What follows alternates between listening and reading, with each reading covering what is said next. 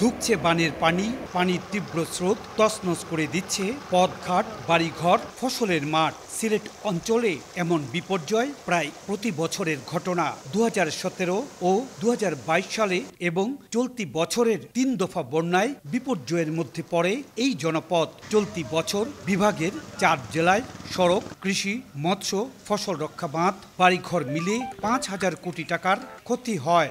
বর্ষা মৌসুম শেষ হতে না হতেই এভাবেই সুরমা নদীতে চর জমে যায়। আর বর্ষা এলে নদীর ধারণ ক্ষমতা কমে পানি উপচে দুকুল ভাসিয়ে দেয়। আর দুর্যোগের মধ্যে পড়ে যায় সিলেট নগরবাসী। এবছরের বন্যায় সিলেট নগরীর 250 কিলোমিটার সড়ক পানিতে তলিয়ে যায়। এতে প্রায় 300 কোটি টাকার ক্ষতি হয়।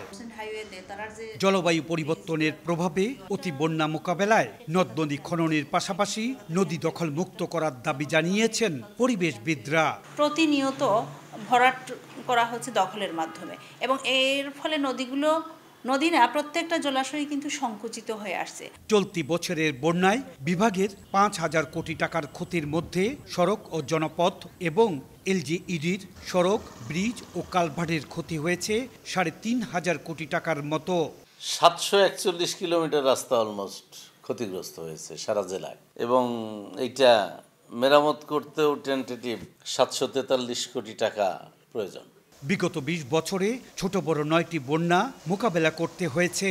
এতে হাজার হাজার কোটি টাকা ক্ষতির মধ্যে পড়ে এই জনপদ। বিভাগের 198টি নদীর প্রায় সবগুলো ভরাট হয়ে আছে। এ অবস্থায় সুরমা, কুশিয়ারা সহ কয়েকটি নদীর খননের মহাপরিকল্পনার কথা জানালেন পানি উন্নয়ন বোর্ডের প্রধান প্রকৌশলী।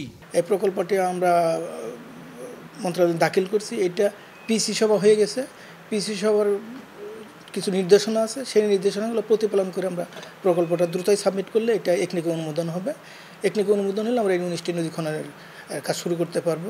বাংলাদেশ অভ্যন্তরীণ নৌ পরিবহন কর্তৃপক্ষ জানায় 1,676 কোটি টাকা ব্যয়ে 5 বছর মেয়াদী একটি প্রকল্পে একসঙ্গে 18টি নদী ক্যাপিটাল ড্রেজিংয়ের মাধ্যমে সুরমা নদী 14 ফুট গভীর ও 295 ফুট প্রস্থ করে খননের পরিকল্পনা রয়েছে।